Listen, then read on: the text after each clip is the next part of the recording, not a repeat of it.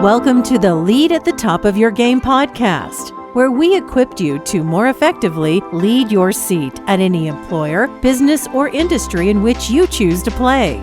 Each week, we help you sharpen your leadership acumen by cracking open the playbooks of dynamic leaders who are doing big things in their professional endeavors. And now your host, leadership tactics and organizational development expert, Karen Farrell Rhodes.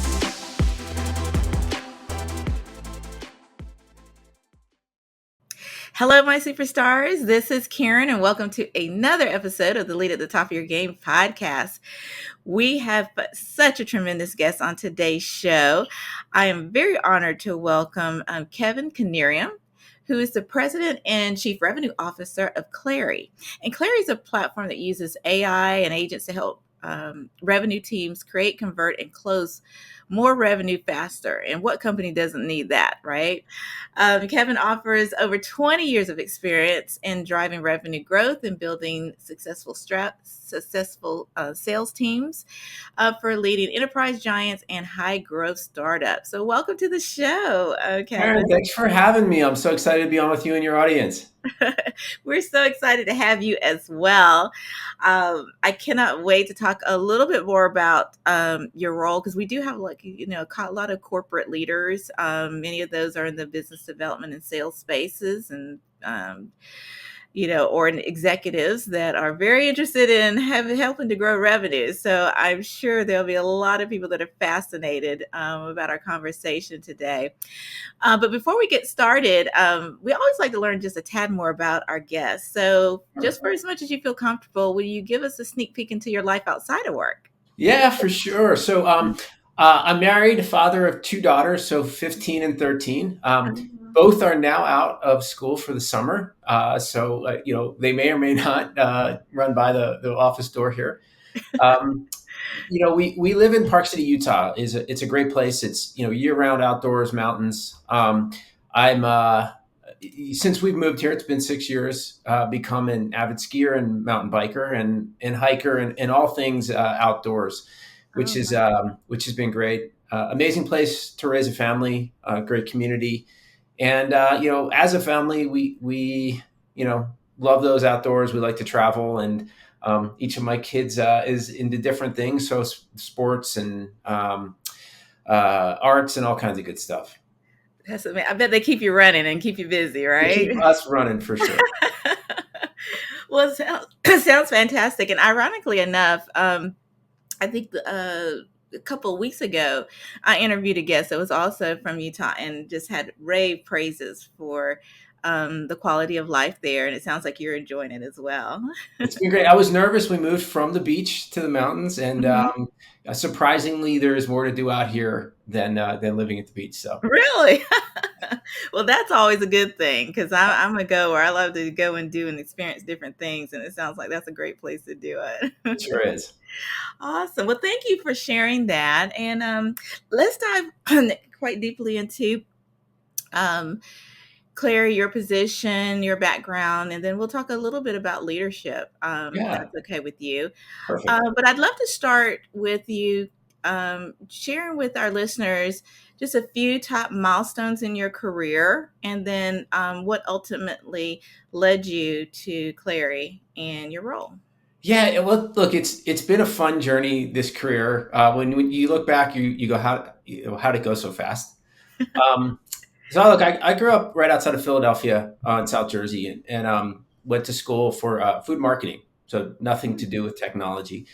Found myself working at Accenture, and knew nothing about computers, but learned how to code. And really what I learned there was business process, how to look at a company and understand the business process. And that became foundational for everything else I did. So I would say, milestone one was learning how to learn things quickly that you didn't know, and learning how to really analyze a business. From there, I went to a company called Siebel Systems, really the first CRM, as a solution engineer. Yeah. I learned how to be a storyteller there. So another milestone. And under the 1 year that Bill McDermott was there, got my shot at being a sales rep. So that was the year 2000. From there, moved to Southern California, took a job at SAP.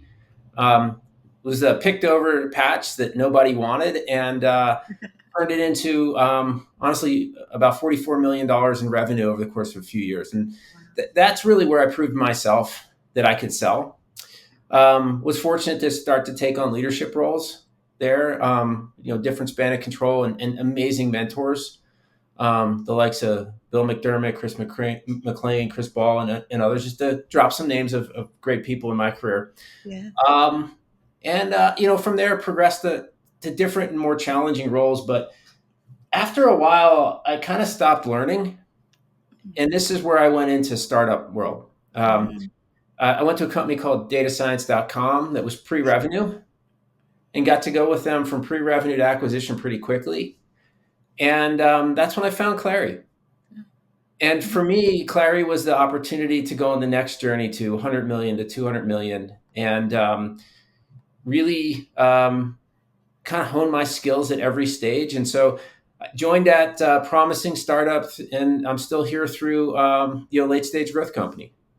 Wow, that's amazing. What a career, and lessons learned from each highlight and milestone. And I can already tell you're a great storyteller. So it's absolutely fascinating. And for my listeners who don't know what Chief Revenue Officers do, can you share just a little bit more about your work and how you provide value to the company? Yeah. So ultimately, what does a Chief Revenue Officer do? They're responsible for the revenue and growth numbers of the company.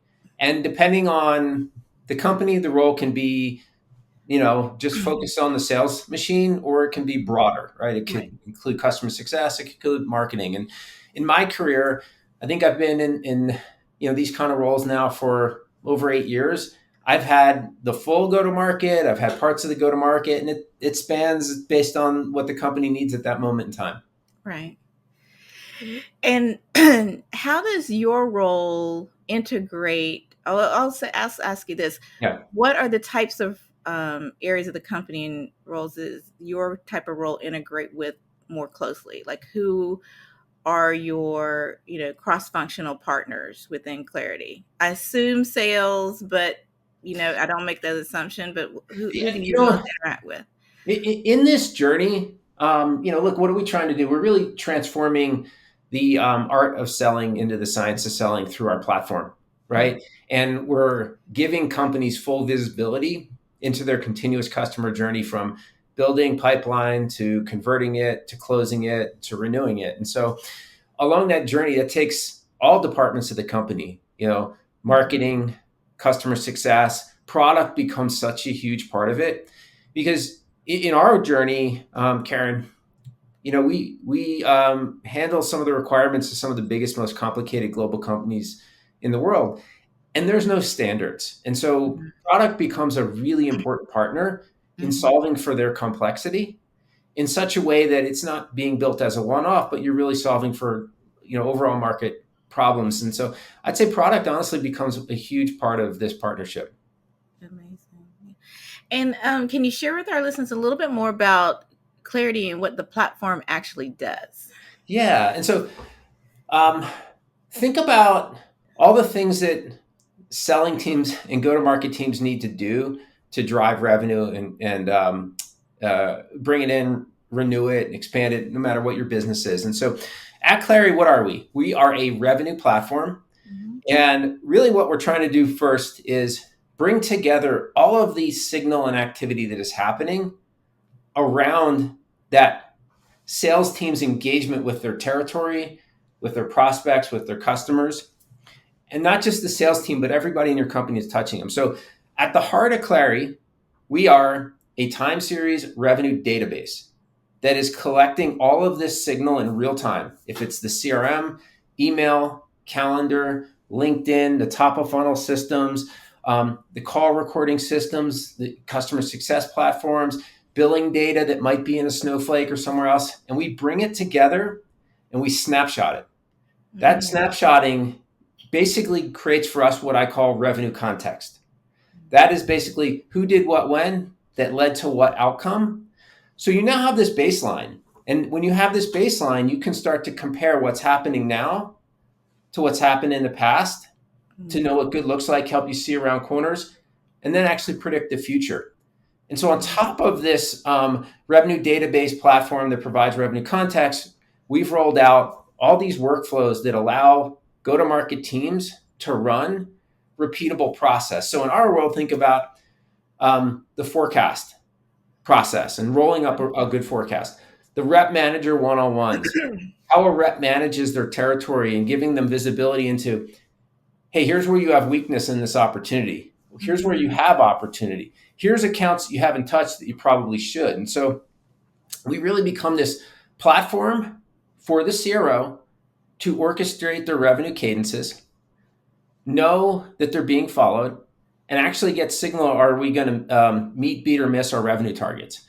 And so our customers really use us to drive process, to get signal into where the business is going so that they can make strategic decisions. Right. I definitely see where it enhances the decision-making process, because you're seeing, like you said, trends, areas of opportunity, maybe identifying blind spots that your clients and customers didn't see before. And it seems like all of that together is just invaluable as they make decisions about how to next move forward or whether they should pivot or not. Exactly. Do I have that correct? You do. And now we're at the next iteration of this where this is where I get excited is we're now deploying all these AI agents. Yes. Help. Let's say I'm a sales rep. One, we're recording the call that they're on. We're creating a smart summary of that call. We're creating the next best follow-up actions for them out of that call so that they can automatically send those cadences out. Anybody else who is on the team can actually see what happened in that call. We're helping reps figure out where to go focus and spend their time in their business. And so there's not just all the visibility and rigor and process that we're doing, but there's also all of this efficiency that we're now bringing to the sales process. And so we're deploying agents now at different places in the revenue process and at different levels in the revenue hierarchy. And it sounds like Clari, of course, AI is the big buzzword, although I always remind people AI has been around forever. Yes. You may not have known it, but now it is advancing in a way that it's really more deeply being infused into organizations and processes and what have you. And because it has become such a core piece of Clarity, are there any concerns around how it's going to drive your business moving forward, or how impactful do you think the evolution of AI is going to be for what you all provide? So I guess on two fronts. One, it's coming fast and it's completely transforming the craft of selling. At Clari, it is specifically, we've been doing AI for almost 13 years, specifically around our ability to predict, are we going to meet or beat or hit the number? We also are doing it around descriptive, right? Actually helping the rep describe what's happened in their business so they can have a good conversation around it. And then some of the productive stuff on the follow-up. And now we're doing even ask. So think of like the chat ask interface of I can ask a question to the machine and the machine's going to come back and tell me, here's the answer. And now these agents that will actually go in and do tasks for us. And so this evolution is happening super fast. And we're seeing roles change dramatically because of it. I definitely can imagine that. And, for me, being on the strategic human capital side of the world, one of the things that I always advise my clients on is that, it's not so much of jobs totally going away. It's you're going to need AI skilled individuals in the context of your business so that they can help lead the driving of that value, because they'll have the human eye on what the technology is able to provide. How do you see roles in Clarity evolving? Similar to that, or in a different way? Just think about like a sales rep, right? And let's say you're a large organization. It's almost impossible to hire 1,000 top reps, right? And so there's things that those top reps do that AI can now actually help us replicate. So a couple of things. One, we can automate the common mundane tasks that everybody has to do, use AI for those. Two, we can use AI to provide guardrails so that those, up and coming sales reps can look and operate like those A player sales reps.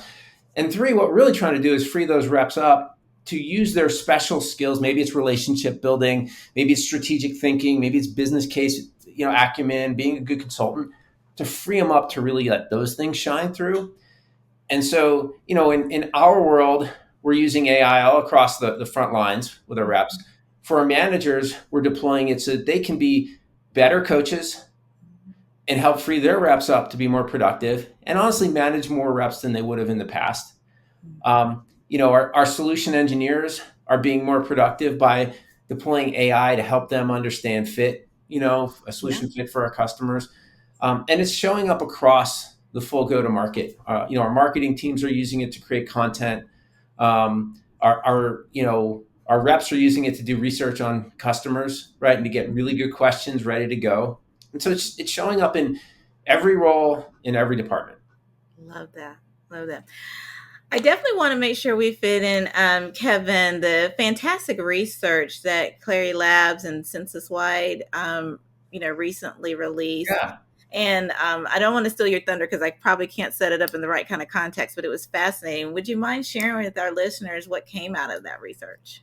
Yeah. So look, we've done research on AI adoption. We've done research on data and access to it. And I think one of the key stats that came out of that, and so this is Clari Labs.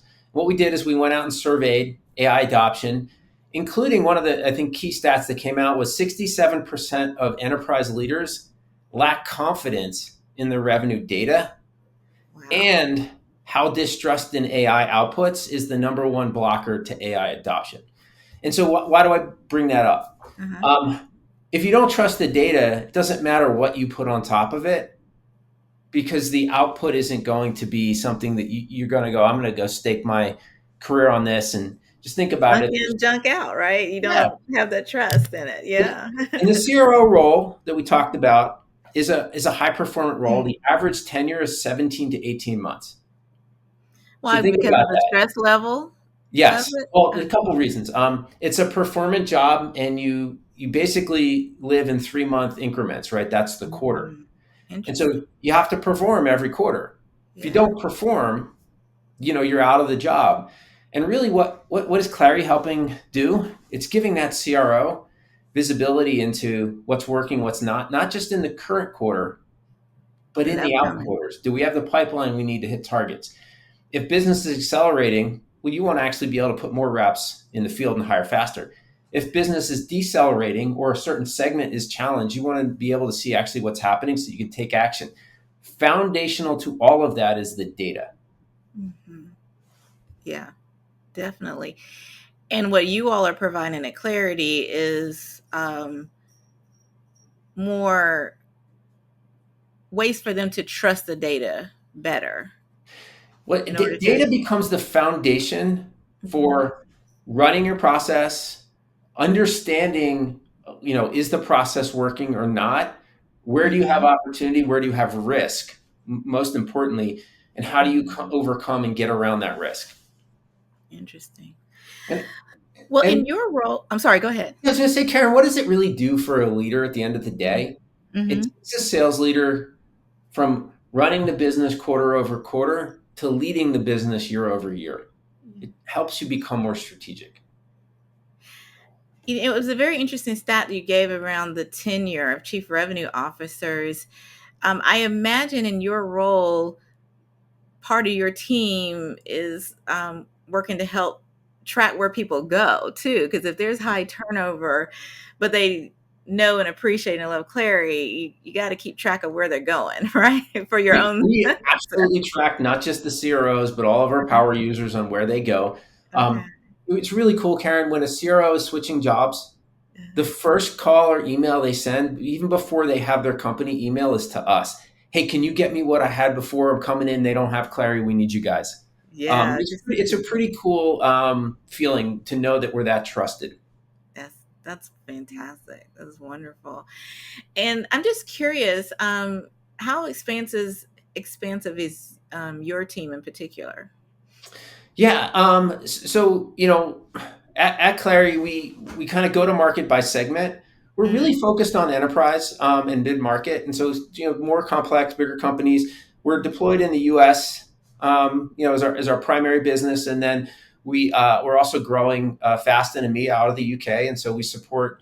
I think we're in 23 countries in Europe right now, Oh, amazing. and continuing to grow. And then we service other parts of the world, either out of the US or out of EMEA. Uh-huh. We have a strong solution engineering team that's, really do some of the hardest work in the company and making sure that we can support these really complex customers. We have a robust customer success team that, is in there with our customers, helping them get value out of the product. And here's what's interesting in sales, and especially in the environment of the last 3 years, companies change their go-to-market, not just every 12 months, every 6 months, every 3 months. And so they pivot it. We're there helping them adjust and re-instrument so they can continue to run and be nimble. And our customer success teams are really, really focused Mhm. on helping that. And then on the services side, as well as implementing new customers, bringing new use cases in. And so it's a lot of integrated teamwork. Yeah. And then, our product team is right there with us, helping us, solution through new complexities that show up. A great example, and I don't know how much you pay attention to the tech world, but a lot of A companies in this lot. space moved from, an opportunity-based sales process into a consumption or use case based process. And that for us was a big product development, the work that we did in partnership with our product and engineering team and our customers to be able to support those non-opportunity based revenue workflows. And by the way, the data in many of those cases does not live in the CRM system. It lives in other Right. systems. And so Other that was just great partnership. And so, it really is a company effort. Yeah, it sounds like it, definitely. Well, I would say in your role as chief revenue officer, you probably have to function your uh, I'll say your leadership style, just like an octopus, because you have to stay on top of so many different areas of the Yes. company in different industries, understanding the needs of like your revenue, I'm sorry, your enterprise level and mid-market clients. I mean, you've got and keep on top of AI, just knowing what kind of what's the trends that are going, because it changes every nanosecond. I'm just curious what your personal approach is to leadership. I mean, how do you stay on top of your game? Yeah. Well, I think one, and I'm, maybe this is a little personal. The role I have, it's a privilege because I get a seat, with these executives at these amazing companies, and I get to hear about their go-to-markets. By the way, I learn a ton Uh-huh. because of this. And Yeah. then we take it back and then we give it back to others. And so I've been really fortunate to get to meet these companies at the executive level that I had and build a network that's been trusted. And so for me, that's been amazing. My leadership style, think of it as they, I work for everybody else. My job is to I make their like that. job easier. And so, for that sales rep, I tell each of them there's a bargain, right? You do your part, understand your Clari franchise, have a business plan for it, tell me how you want help from the company, and then I will play any part you want in your business. You just have to, make sure that I'm prepared and that you've done the right things, and I'll do whatever it takes. I will remove as many obstacles as I can, and I want to make selling as easy as possible. And so, and the same goes for my managers and my VPs. Is at the end of the day, it's a reverse pyramid. Yeah. I'm only successful if they are. Right. I love that. I absolutely love that. And not to make you feel too vulnerable, but we always love to, because the purpose of our podcast is to always bring out just a piece of advice or two, and keeping it real with our listeners. So, if you had one area that you would love or you try to always constantly improve on in regards to your approach to leadership, what is that one area that you're always striving to Yeah, improve maybe a couple dimensions. For me personally, upon? Hmm. um, I think I'm self-aware of myself. Maybe you could argue. I know what I'm good at, Uh-huh. I know what I'm not good at, and I know what I don't like to do. And those are important to know too. Yes. And so I build my leadership team Mhm. around me Yeah. to support that, right? Allow me to amplify what I'm really good at, Yeah. do things that I'm not good at, and hire experts for those. And then quite honestly, if there's things that I don't want to do or drain me, have someone else do that. And that allows me to be to me and operate the way I am. And then the second thing is I always look for people that have talents outside of their role.